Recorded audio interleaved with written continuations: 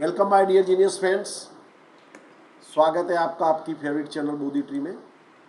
Friends, today we are going to study the chapter number 1 of statistics and the title of the chapter is index number, जिसे हिंदी में कहते हैं सूचकांक।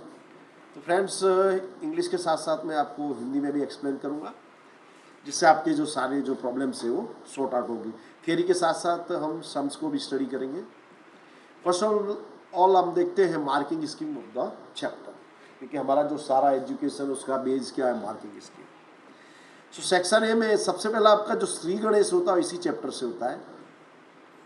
1 mark का एफसीक्यू आता है, वो होता है क्वेश्चन नंबर 1। सेक्शन बी में 1 मार्क का ऑब्जेक्टिव आता है, वो होता है क्वेश्चन नंबर 11। सेक्शन सी में 2 मार्क्स का थियरी या सम, इन दोनों में से कुछ एक आता है। तो फ्रेंड्स, जनरली मैंने देखा है कि स्टूडेंट्स जो है थियरी को अवॉइड करते हैं, because theory is little bit monotonous for them. लेकिन आपको if you want to score 100 marks then you must prepare theories. Okay, section B में 3 मार्क्स की थियरी अथवा सम, इन दोनों में से कोई एक आता है, ये होता है question number 31। Question number F में 5 मार्क का लॉन्ग सम आता है, और ये होता है क्वेश्चन नंबर 43। तो दोस्तों, कुल मिला के ये जो चैप्टर है इसकी औकात है 12 marks. Mean to say it is a very very important chapter. So आपके 12 मार्क्स की मैं पूरी गारंटी दे रहा हूँ, but stay connected to the video. तो आपको पूरा वीडियो देखना है तो आपके 12 मार्क्स आएंगे। It is a long lengthy chapter, so I will prepare this video in 2 parts. ये हमारा पार्ट नंबर 1 है। सो सबसे पहले इंट्रोडक्शन देता हूँ मैं आपको। तो price of an items, national income, supply, production, employment, unemployment, investments, import export, cost of living, population of a country, death rate, birth rate, these things vary continuously. ये जो चीज़ें मैंने आपको बताई है कि इनकम है, सप्लाई है, एम्प्लॉयमेंट है, अनएम्प्लॉयमेंट है, इसमें चेंज आता रहता है, इसमें वेरिएशन आता रहता है। And the proportion of all these variation also keep changing. इनका जो प्रपोर्शन है वो भी बदलता रहता है। It is important to study the variations in the price of quantity of an item with respect to change in time. तो industry के लिए, इकोनॉमी के लिए, जो ये जो कोई भी आइटम है उसकी प्राइस और क्वांटिटी में विद द टाइम क्या चेंज आया है, ये स्टडी करना हमारे लिए बहुत ही जरूरी है। The change taking place in the value of the variable eight 2 different time periods can be measured in the following methods. First is method of absolute major and second is method of relative major. तो ये जो variation आता है इसको study करने के 2 method हैं, method of absolute major and method of relative measure. ये याद रखिएगा। एब्सोल्यूट मेजर को हम हिंदी में कहते हैं निरपेक्ष, यानी यहाँ पे हम इसकी स्वतंत्र रूप से तुलना करते हैं, इसकी हम किसी और से तुलना नहीं करते, इसलिए इसको बोलते हैं निरपेक्ष। और जो मेथड ऑफ रिलेटिव मेजर है इसको हम बोलते हैं सापेक्ष। सापेक्ष यानी किसी और के कंपैरिजन में। Okay, method of absolute difference, तो the method in which the direct difference of an item at 2 different time periods indicate the method of absolute difference. कोई आइटम हमने ली और उसके अलग अलग टाइम में उसकी वैल्यू में क्या चेंज आया, ये जो दर्शाता है उसको बोलते हैं absolute difference. This method is not appropriate, but लेकिन ये मेथड जो है ये अप्रोप्रिएट नहीं है। Why? Because it is dependent on unit, क्योंकि इसके ऊपर जो यूनिट है उसका इफेक्ट आता है, ये यूनिट पे डिपेंडेंट होता है। मेथड ऑफ रिलेटिव डिफरेंस, अब सेकंड मेथड है हमारा method of relative difference. The method in which the proportionate change, यहाँ जो हम चेंज को स्टडी करते हैं मगर वो कैसा होता है, प्रपोर्शनेट चेंज होता है। For an item at 2 different time periods indicate the method of relative difference. इसमें हम एक ही आइटम के 2 अलग अलग टाइम पे जो चेंज आता है उसकी प्राइस या क्वांटिटी में, उसको हम प्रपोर्शनेट चेंज को दर्शाते हैं, तो इसलिए हम इसको बोलते हैं relative difference. This method is use to compare the variation in the variable. तो वेरिएबल में जो वेरिएशन आता है उसको स्टडी करने के लिए, उसको कंपेयर करने के लिए हम इस मेथड का यूज करते हैं। It is independent of unit of item. इसकी सबसे बड़ी विशेषता ये है किसके ऊपर जो आइटम की जो यूनिट होती है उसका कोई प्रभाव पड़ता नहीं है। ओके, अब मैं आपको एग्जाम्पल दे रहा हूँ, it is a very interesting example. आपको विद एग्जाम्पल हर चीज़ समझाऊंगा, पूरी तरह से आपके दिमाग में बैठ जाएगी। तो in the year 2019 the price of 1 cup of coffee was ₹100 and in the year 2020 the price change 150। 2019 में प्राइस थी आपकी ₹100, 2020 में हो गई 150। तो यहाँ पे हम अगर प्राइस का डिफरेंस निकालना हो तो मैं क्या करूँगा, 150 माइनस 100 यानी 50 रुपीज़ का चेंज आया, ऐसा मैं कह सकता हूँ, राइट। दूसरा एग्जाम्पल देखिए, in the year 2019 the price of 1 tin of oil was 1500, in the year 2020 the price change to ₹1550। 2019 में ये जो टीन है हमारी फॉर्च्यून रिफाइंड सोयाबीन तेल, इसकी प्राइस थी 1500 और 2020 में हो गई 1550। तो यहाँ पे हम प्राइस डिफरेंस देखेंगे तो 1550 माइनस 1500 तो कितना आएगा, 50 रुपीज़। यहाँ पे भी डिफरेंस जो आया 50 रुपीज़ का आया। आप ये हम कह सकते हैं, यानी कॉफ़ी की प्राइस भी 50 रुपीज़ बढ़ी और जो ऑयल टीन है उसकी प्राइस में भी 50 रुपये का इंक्रीमेंट हुआ, ऐसा हम कह सकते हैं। But mathematically it is wrong, statistically it is wrong. ये जो मैं अब अगर हम बोले कि दोनों में सेम इंक्रीमेंट हुआ तो इट इज़ रॉन्ग। वाई?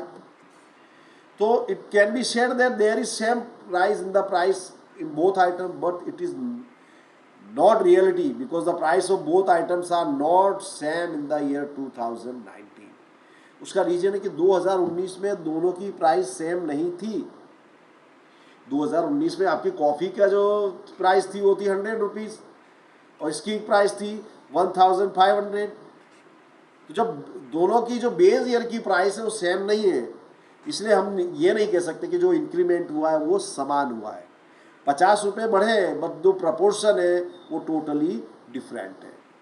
तो इसलिए जो एब्सोल्यूट डिफरेंस है आपका ये गलत माना जाता है, it is not appropriate. Example of relative difference, तो in the year 2019 the price cup of, यहाँ पे देखिए 2019 में 100 रुपये थी प्राइस, 2020 में वो 150।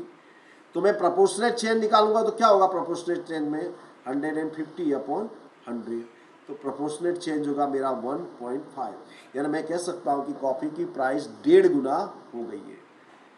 अब ऑयल टीन का वो एग्जाम्पल है, तो यहाँ पे हम प्रोपोर्शनेट चेंज निकालेंगे तो देखिए 2019 में थी प्राइस 1500, 2020 में गई 1550। तो क्या होगा 1550 डिवाइडेड बाय 1500, तो ये आएगा आपका 1.03। तो अब हमको आइडिया आ रहा है कि दोनों में जो चेंज हो रहा है प्राइस में proportionally it is not equal. Clear? So this from the method of relative difference it can be said that the change in the price cup of coffee is more than the change in the price of oil tea. तो ये जो proportional method आया इससे हमको idea आया कि coffee की price में जो चेंज आया है वो ऑयल टीन की प्राइस के चेंज से बहुत ज़्यादा है। Okay, generally the ratios are express as percentage to facilitate comparison. अब जो भी चेंज आता है किसी जगह पे उसको हम दर्शाने के लिए परसेंटेज का उपयोग करते हैं, तो चीज़ें हमारे दिमाग में पूरी तरह से बैठ जाती है। तो यहाँ मैं देखूंगा कि कॉफ़ी की प्राइस में परसेंटेज में चेंज निकाला तो मैं क्या करूँगा 1.5 इंटू 100 कितना हुआ 150। ऑयल टीन की प्राइस में मैं परसेंटेज में चेंज निकालूंगा तो 1.03 इंटू 100 कितना हो जाएगा 103। ये जो बताइए मैंने ये कैसा है परसेंट चेंज। तो इसी तरह जो परसेंट में चेंज को हम दिखाते हैं उसको हम बोलते हैं इंडेक्स नंबर। यानी आपने रिलेटिव डिफरेंस निकाला, उसके बाद उस रिलेटिव डिफरेंस को जब हम परसेंटेज में दिखाते हैं then it becomes index number. Now definition of the index number, the percent change in the value of a variable associated with any item for given period compared to its value with a fixed base period is called an index number. For example 2020 में suppose कि wheat की price है 2500 और 2018 में price थी इसकी 2000।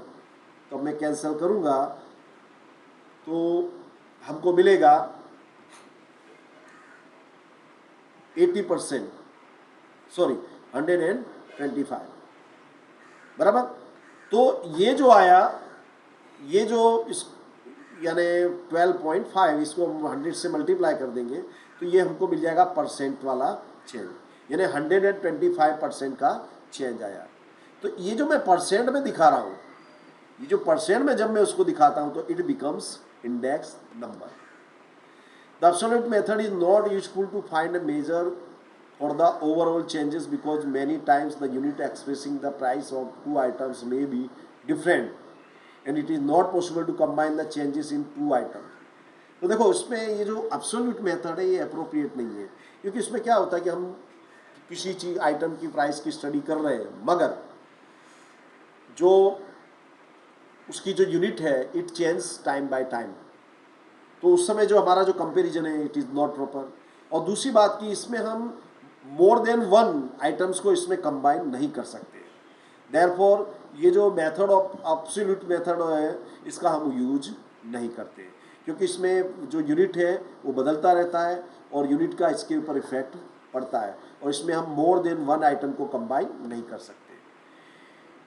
यहाँ पे एक चीज नोट कर दिएगा, we shall denote the current year price as P1। Current year price को P1 से डिनोट करते हैं, और बेस ईयर जो प्राइस है उसको हम P0 से डिनोट करते हैं। इसको ध्यान रखिएगा, ये बार बार आएगा आपके पास, तो हमारा रेशियो हो जाएगा P1 अपॉन P0। ये जो रेशियो इसको हम बोलते हैं price relative, P for price, याद रखिएगा। टेबुलर फॉर्म, अब मैं जो आपको एग्जांपल बताया था उसको मैं टेबुलर फॉर्म में दिखा रहा हूँ, तो चीज़ें आपको दिमाग में आ जाएगी। यहाँ पे आइटम है, प्राइस ऑफ द, अब देखिए मैं पहले कॉफ़ी वाला उदाहरण बता देता हूँ। कॉफ़ी का 2019 में प्राइस थी 100 रुपीज़ और 2020 में हो गई 150, तो कितने का चेंज हुआ? 50 रुपीज़ का। क्लियर। फिर दूसरा एग्जांपल था हमारा ऑयल टिन का, तो 2019 में प्राइस थी 1500 और 2020 में हुई 1550, तो डिफरेंस कितने का हुआ? 20 का। ओके, अब मैं रिलेटिव डिफरेंस निकालूँ तो रिलेटिव डिफरेंस कैसे निकलेगा? तो 100 यहाँ पे निकालूंगा मैं, तो 150 अपॉन 100, ये आएगा 1.5। यहाँ कैसे निकालूंगा? 1550 P1 यानी the price of the current year upon P0 यानी 1550, 1500, ये हो जाएगा 1.03।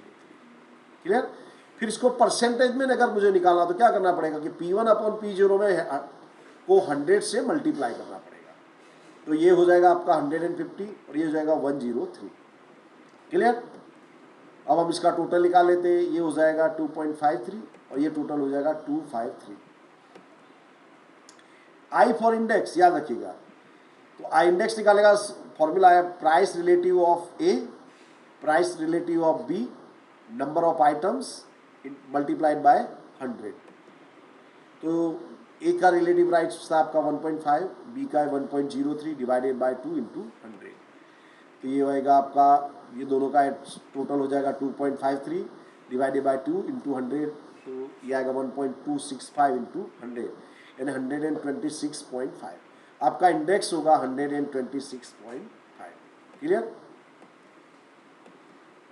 जनरल इंडेक्स नंबर, तो the average of percentage change in the value of variable associated with one or more items for given current periods compare to its value in the fixed base period is called general index number. General index number यानी किसी item की या मोर than one items की जो given price है उसका जब हम बेस प्राइस से कंपैरिजन करते हैं तो जो डिफरेंस, जो हमको वेरिएशन मिलता है, उसको जब हम परसेंटेज में इंडिकेट करते हैं then it becomes general index number. ये इसका फॉर्मूला याद रखिए, sigma P1i sigma POI upon n into 100। यहाँ I means index number of a current period with respect to the comparison period. P1i, P1 यानी मैंने बोला था कि जो करंट ईयर की जो प्राइस है उसको हम P1 से इंडिकेट करेंगे। I means 1 2 3 up to n।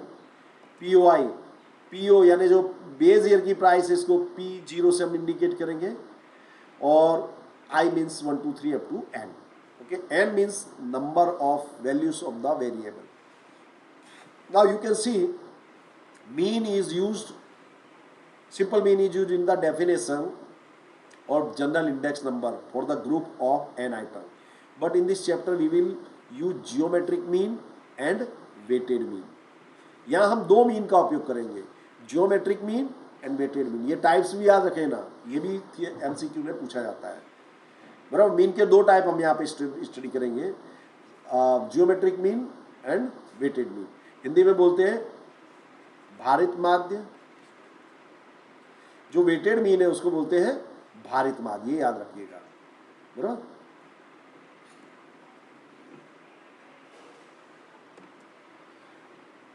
if you take n mutually related items with, then an index is found using the relative change in their either price or quantity index number of the group. तो यदि हम n items को लें तो हम ये जो relative change है इसके द्वारा उसकी प्राइस या क्वांटिटी में क्या चेंज आया उसको हम फाइंड आउट कर सकते हैं पूरे ग्रुप के लिए.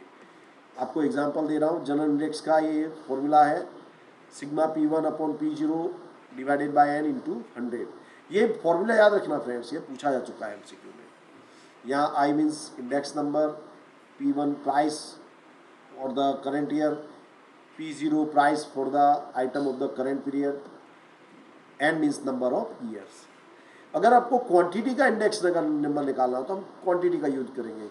याद रखिएगा Q फॉर क्वांटिटी, हिंदी में बोलते हैं इसको मात्रा. बराबर. Index number of current period with respect to comparison period. I means index number, Q1 means quantity of the current period, Q0 quantity of the base period. यहाँ here is a mistake friends, ये होगा base period. Okay, n means number of items. Formula याद रखिएगा. Characteristics of index number. Friends ये जो theory है कई बार पूछी जा चुकी है, सो इसको आपको तैयार कर ही लेना है, आपको रटना नहीं है. मैं I am going to clarify everything.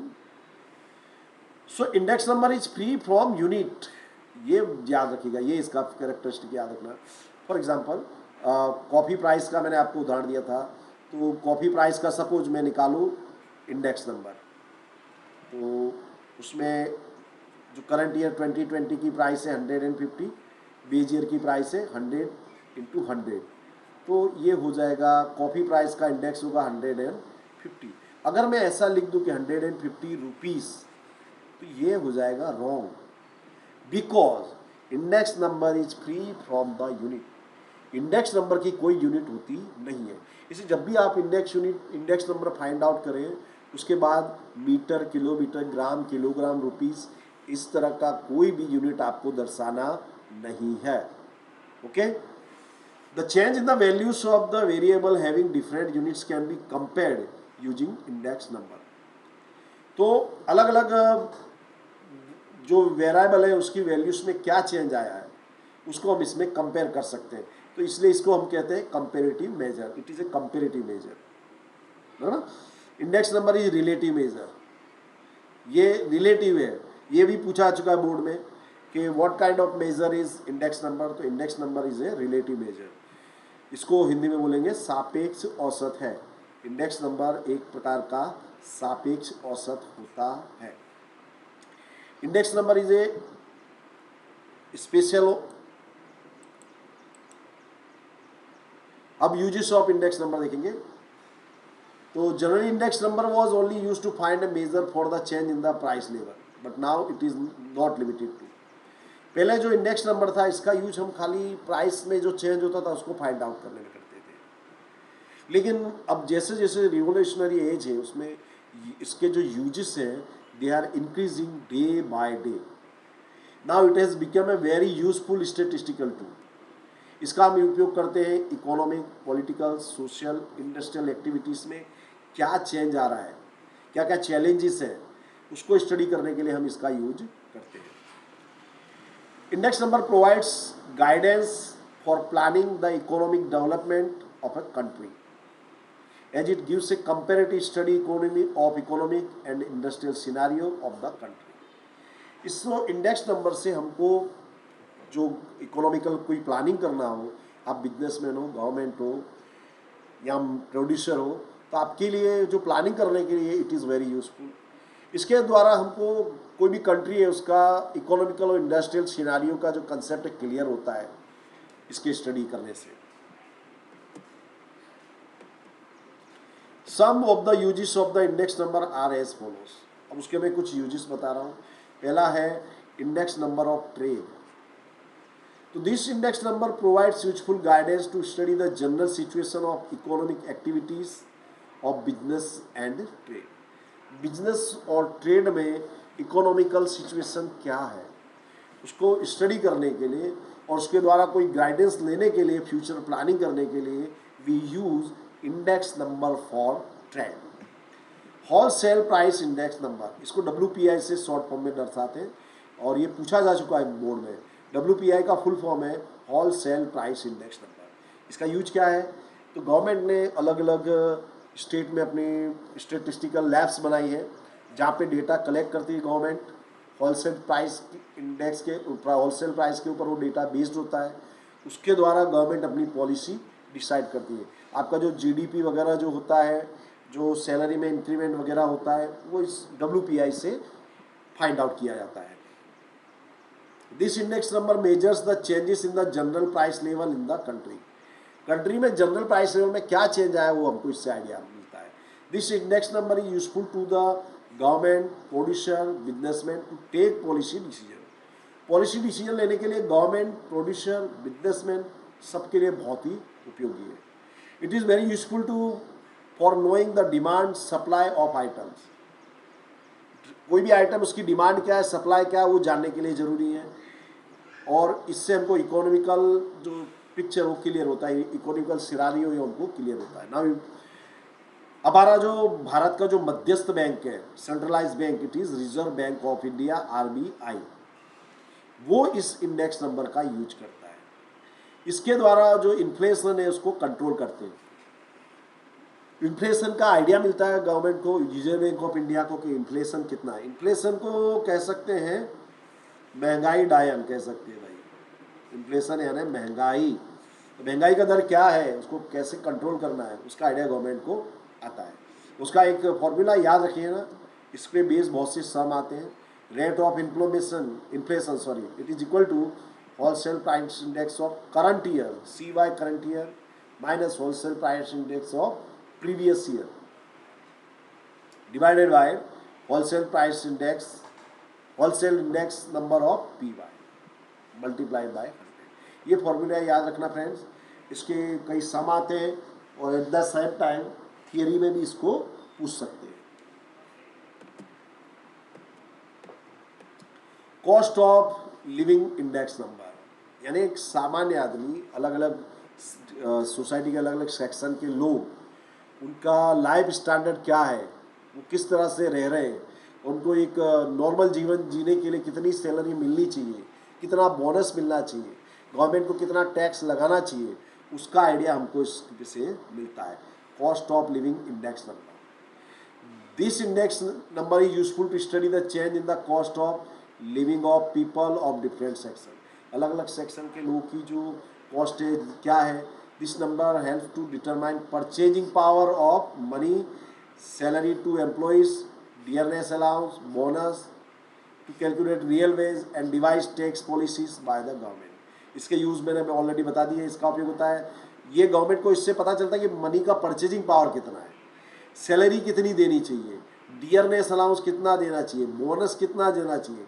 अब जो गवर्नमेंट या कोई भी एम्प्लॉय को जो वेज मिल रहा है वो एक्चुअल वेज कितना है, रियल वेज कितना है, उसको फाइंड आउट करने के लिए इंडेक्स नंबर जरूरी है। Index number of human development, Bharat सरकार का एक डिपार्टमेंट है MHRD, ministry of human resources and development, बराबर। तो ये जो डिपार्टमेंट है वो इस इंडेक्स का यूज करता है।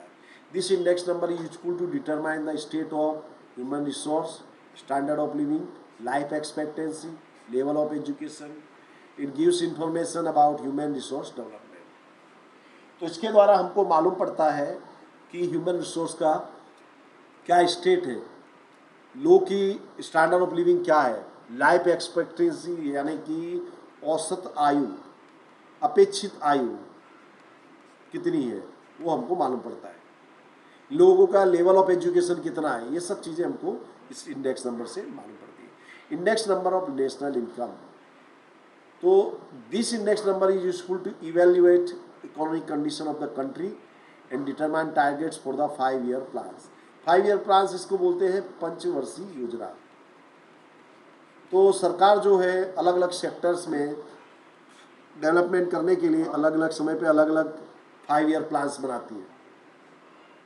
तो 5 ईयर प्लान्स में गवर्नमेंट को अलग अलग डेटा चाहिए। वो डेटा क्या हो सकता है कि प्रोडक्शन कितना रखना है, पर कैपिटा इनकम कितनी रखनी है, ये सब चीज़ें हमको इस इंडेक्स नंबर से मालूम पड़ती है। बात करें देश के मोर देन नियर अबाउट 60% जो लोग हैं एग्रीकल्चर पर डिपेंडेंट है।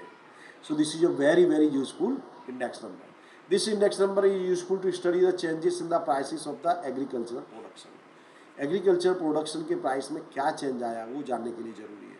The government plans agriculture policies using this index number. इस इंडेक्स नंबर से गवर्नमेंट अपनी पॉलिसी प्लान करती है।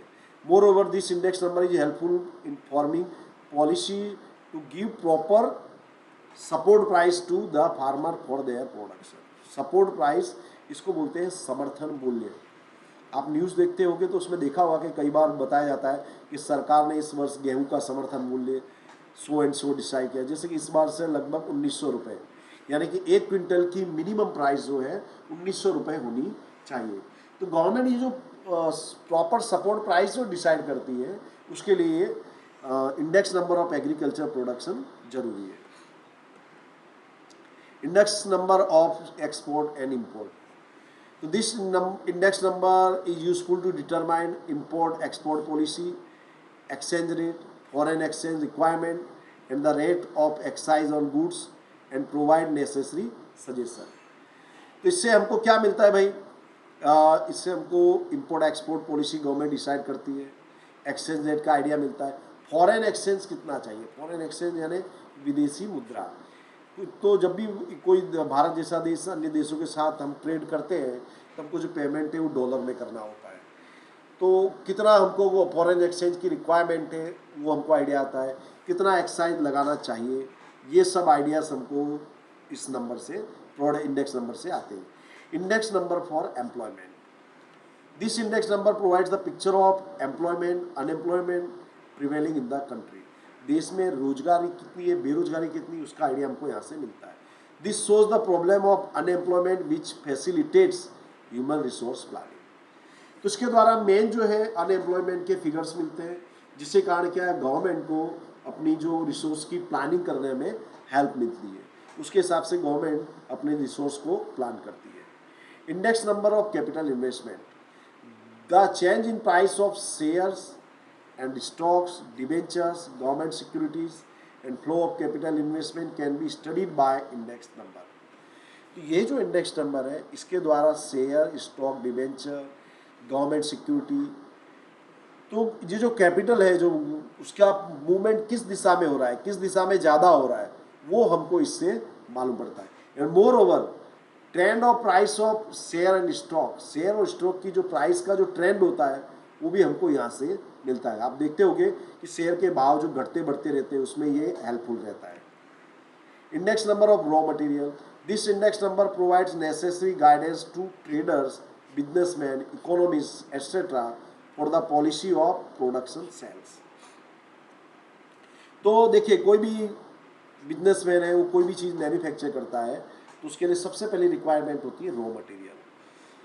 तो जो इसके द्वारा जो बिजनेसमैन है उसको आइडिया आता है कि जो रॉ मटेरियल है उसकी प्राइस कितनी है, उसकी अवेलेबिलिटी कितनी है, तो उसके द्वारा अगर वो कोई वस्तु मैन्युफैक्चर कर रहा है तो उसकी प्राइस मिनिमम कितनी रखनी होनी चाहिए। तो ये जो सारी पॉलिसी डिसाइड करने में ये जो index number of raw material है it is very useful. Now question, index number is called the barometer of the economy of a country. तो दोस्तों सबसे पहले मैं बता दूं बैरोमीटर क्या है। तो बैरोमीटर का उपयोग होता है एयर प्रेशर, वेदर कैसा रहेगा, साइक्लोन की क्या पोजीशन रहेगी, रेन की क्या सिचुएशन रहेगी, ये सब चीज़ें फाइंड आउट करने के लिए हमको बैरोमीटर जरूरी है। यानी हम प्रिडिक्शन कर सकते हैं about atmosphere with the help of the barometer.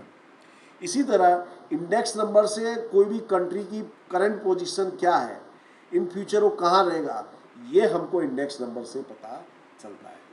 Let me define it and explain it in detail. So index number is a useful statistical tool to study the challenges in the given economic, political, social and industrial activities. तो अभी जो current की economic, political, social, industrial activities में क्या challenges हैं, उसका idea हमको index number से मिलता है। The index number is use in various field of the current revolutionary age. आज लगभग हर फील्ड में इंडेक्स नंबर का यूज हो रहा है। Index number provides important guidance for planning economic development of a country as it gives a comparative study of economic and industrial scenario of the country. तो देश की इकोनॉमिकल ग्रोथ के लिए जो प्लान करती है गवर्नमेंट, उसके लिए इंडेक्स नंबर से काफ़ी हेल्प मिलती है, क्योंकि इसके द्वारा जो देश की इंडस्ट्रियल और पॉलिटिकल और इकोनॉमिकल सिनारियो क्या है उसका डेटा हमको मिलता है। Now as a barometer is used to predict weather, air pressure, cyclone and rain. The index number is necessary tool for the measurement of comparative study of change in the economic, business and social activity. जिस तरह हम barometer से weather, air pressure, cyclone, rain इसका हमको पता चलता है, उसके बारे में जानने का एक इम्पोर्टेंट टूल है। इसी तरह जो इंडेक्स नंबर है वो देश की या पर्टिकुलर बिजनेसमैन की इकोनॉमिक, बिजनेस, सोशल एक्टिविटीज़ को जानने का एक इम्पोर्टेंट टूल है। Therefore, index number is called the barometer of the economy of a country.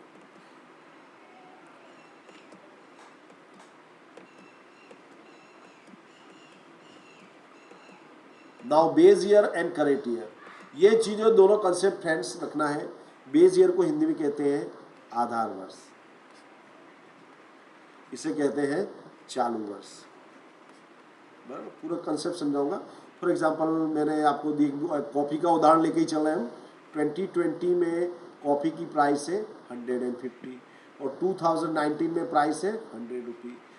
तो यहाँ में 2020 क्या है आपका करंट ईयर, और 2019 की प्राइस के हिसाब से मैं कंपेयर कर रहा हूँ, तो ये क्या हो जाएगा base year.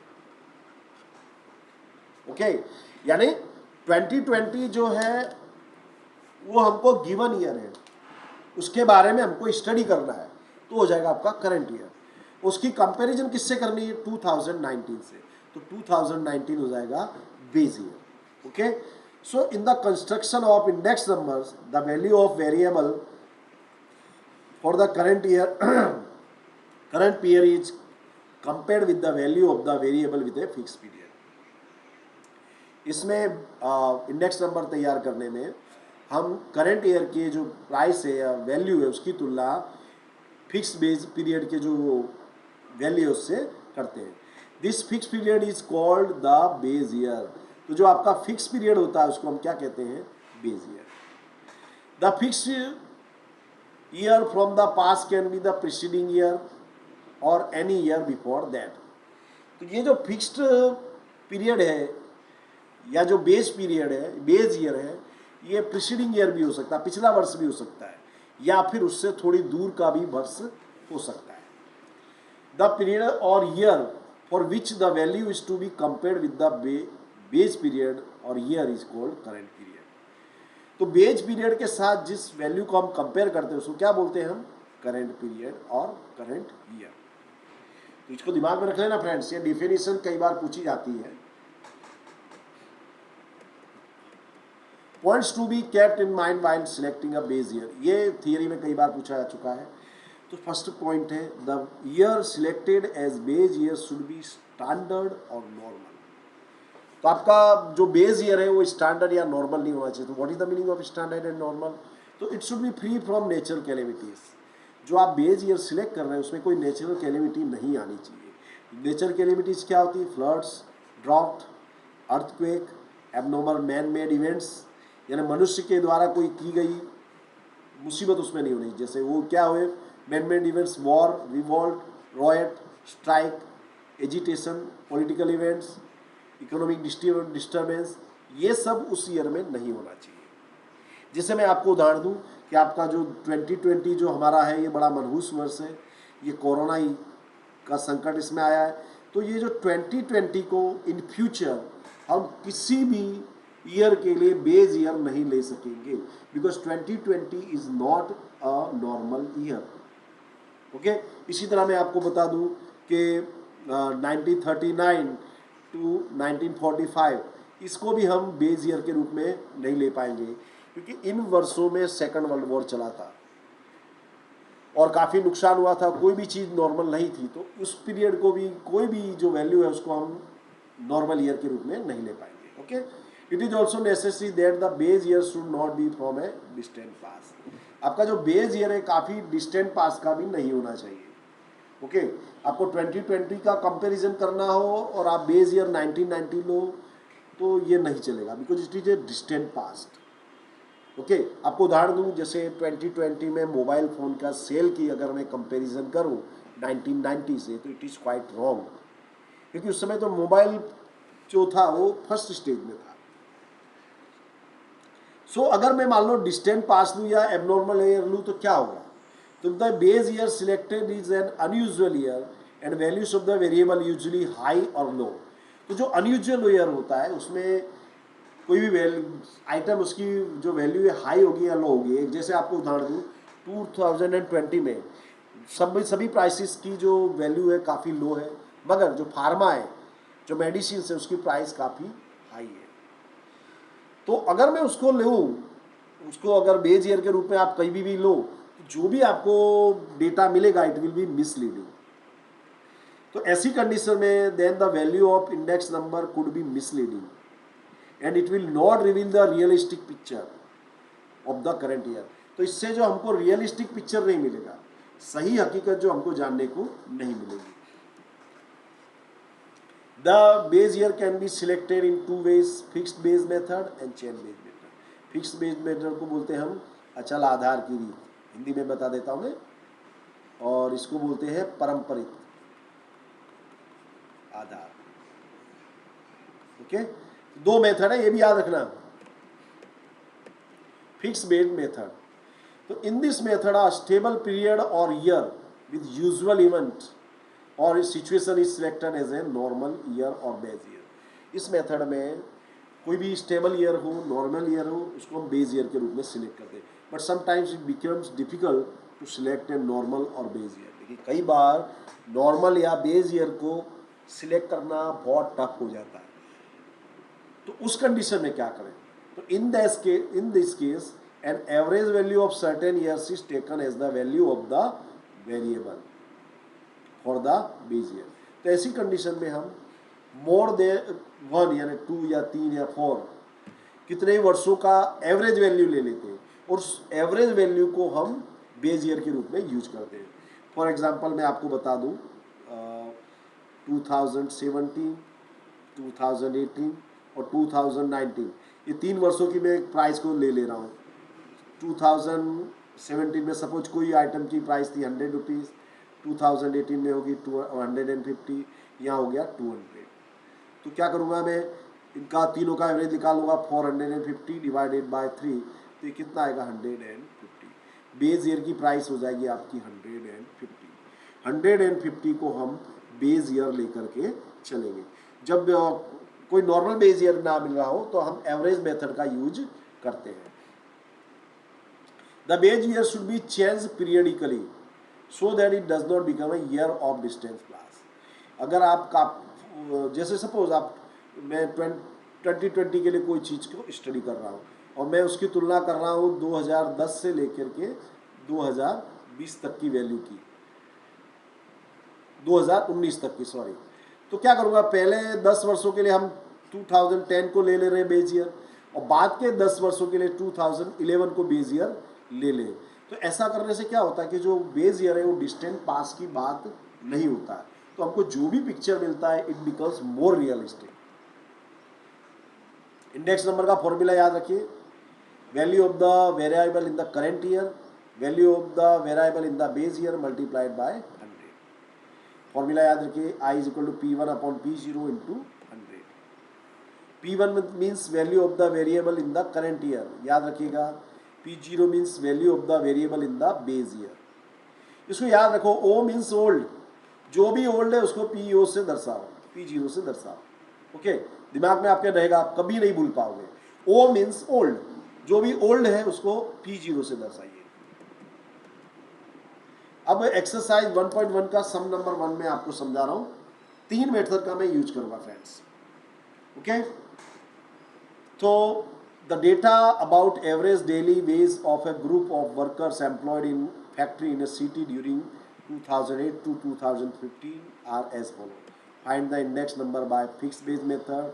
Fixed base method taking base year 2012 and the fixed base method by taking average of year 2011 to 2013. यहाँ पे क्या कर रहे हैं दोस्तों, ये जो सम है सेम सम को हम 3 प्रकार से सॉल्व करेंगे।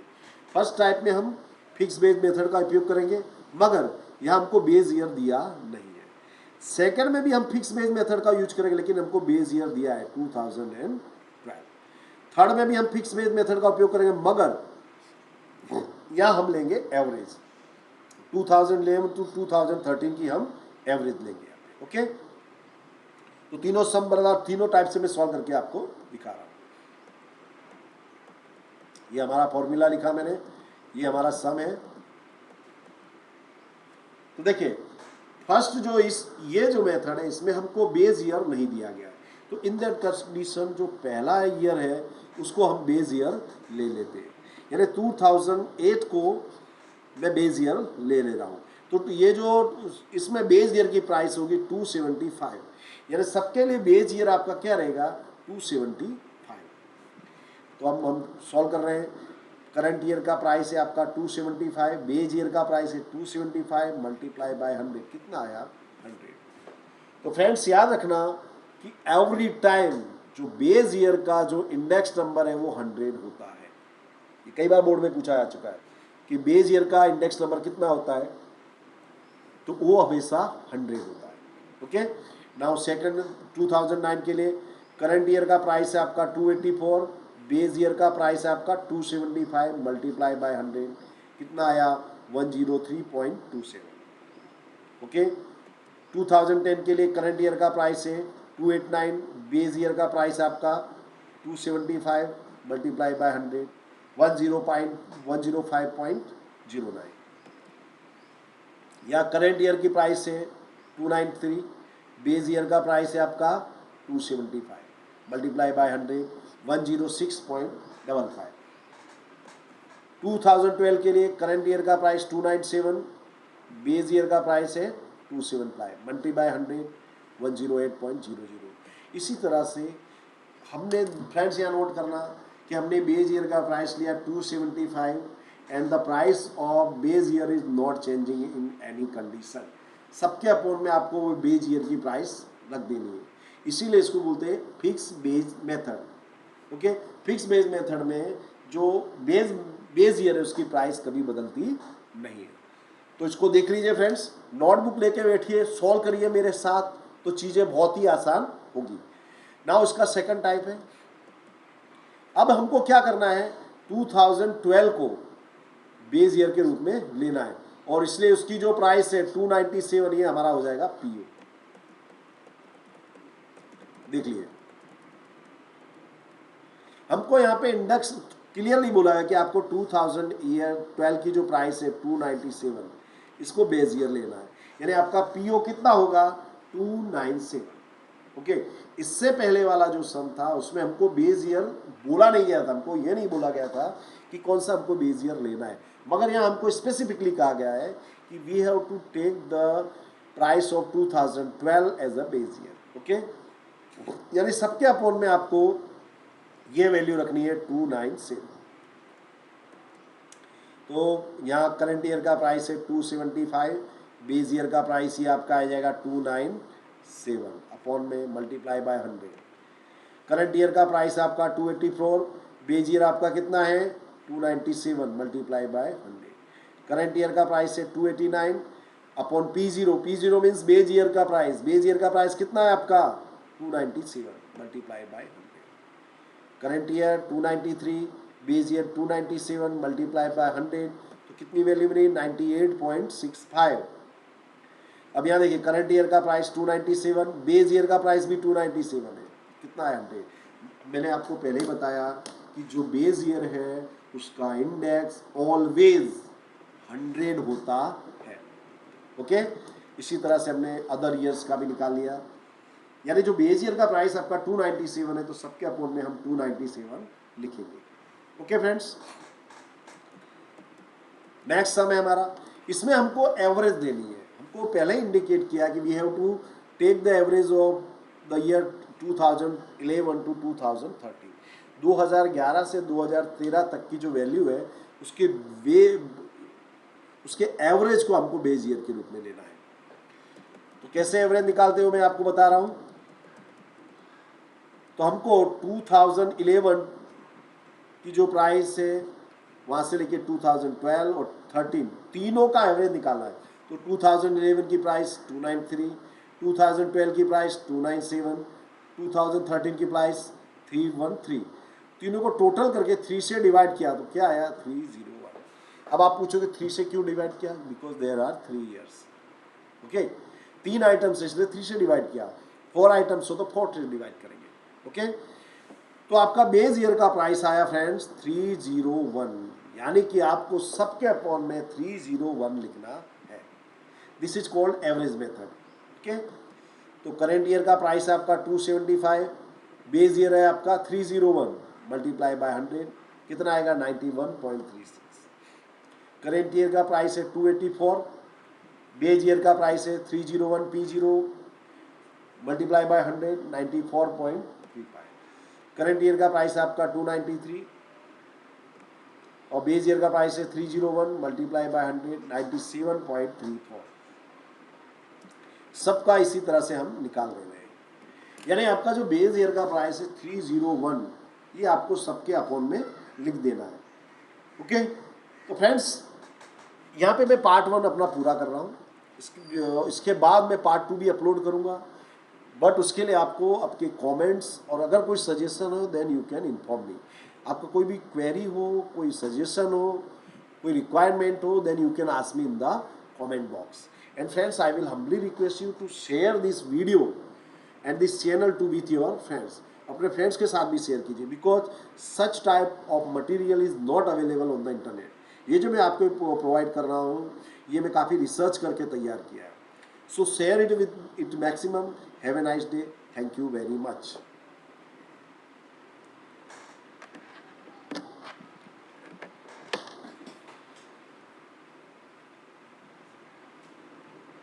Yeah, Rahul. Rahul.